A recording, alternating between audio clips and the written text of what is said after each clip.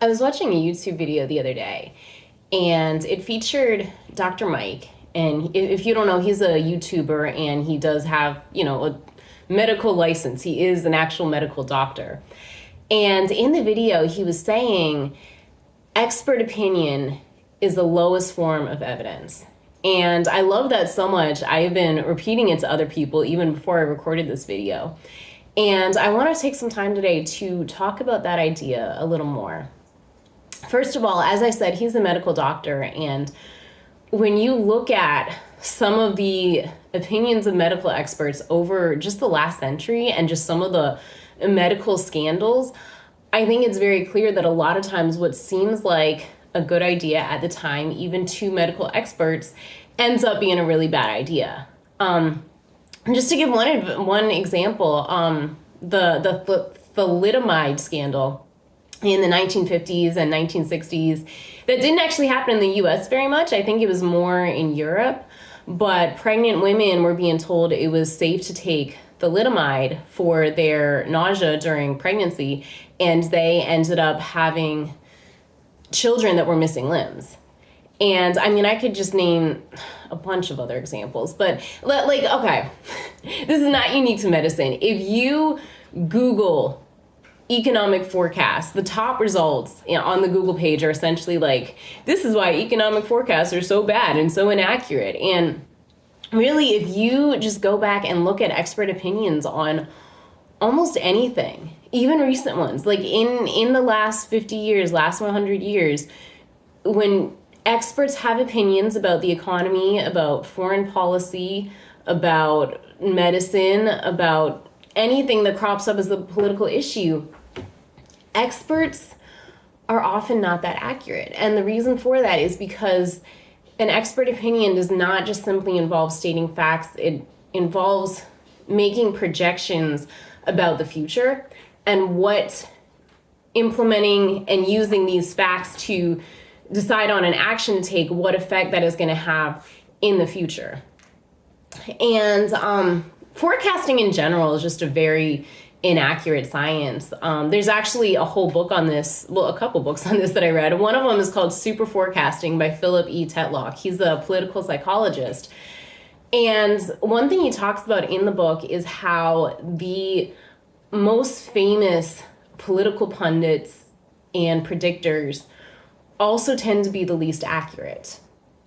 And the reason for that is because the people that get famous are the people who tend to be pretty confident in their opinions and pretty steadfast and unlikely to change their minds. And being confident and stubborn when you have limited access to information, which, let's face it, every human has, is just a bad idea. It's not a way to be practicing good forecasting. And what he talks about in his book is how actually there is a way to get better at forecasting. And the way to do that is to be less confident. That the most accurate forecasters are ones that change their predictions the most often. They keep seeking out more and more information. And as they get that information, they modify their forecast, they modify the likelihood of it. And of course, what sort of happens there is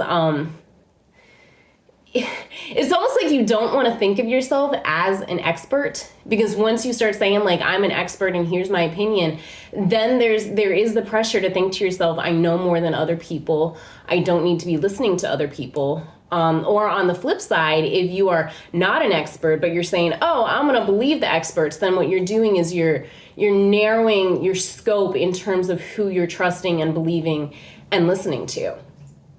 And another book I read on this is called The Black Swan by Nassim Nicholas Taleb.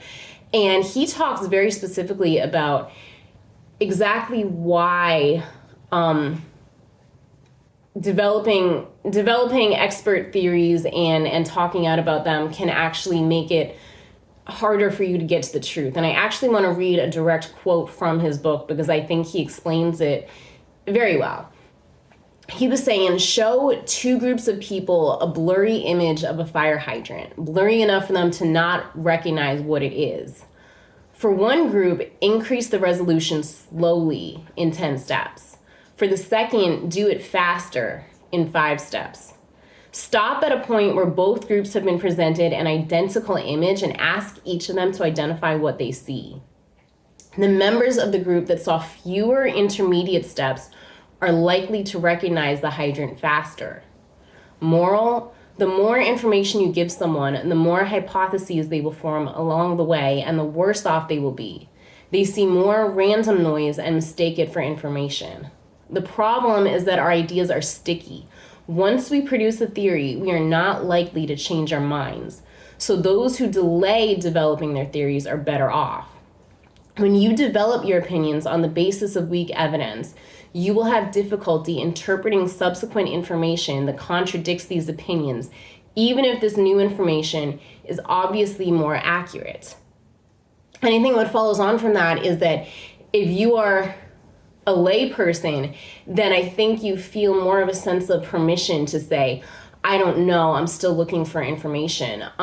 If you were an expert, and you may be that way, I definitely do not want to discount expert opinion. It is very relevant. It is very important. A lot of times it is the best we have, but we don't want to have experts in a field. If you're an expert in a field and there's only a little bit of information available and people are looking to you to provide a forecast, to provide a way forward, to provide an answer, a lot of experts are not going to feel as comfortable with saying, I really don't know. I still need time to formulate this theory.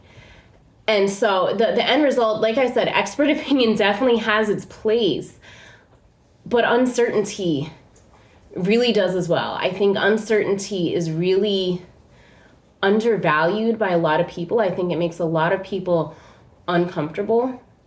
And of course, if you decide expert opinion is just absolutely wrong and you were supremely confident in the wrongness of it, you're falling prey to the same fallacy of saying like, hey, I don't have all the information, but I made up my mind. That's bad too. But yeah, I think we need to get comfortable with uncertainty and absolutely recognizing and acknowledging expert opinion, but truly asking, what is this opinion based on? How solid of a foundation is it? There is a certain point where if we have done a lot of research and we have a lot of good information on a topic, then the expert opinion may be more valid. A lot of times when there is a more recent issue, there isn't a lot of research out there on the issue yet, and the expert opinion is not as legit in those cases. It still needs to be considered, but you still need to be seeking out other perspectives and forming your opinions and your ideas on public policy, not by ignoring expert opinion, but by accounting for expert opinion and whatever other perspectives and legitimate information you get, and just being that super forecaster that is just modifying your forecast all the time, thinking to yourself, these are the weaknesses, this is the additional information that can change my mind, and then being willing to change your mind.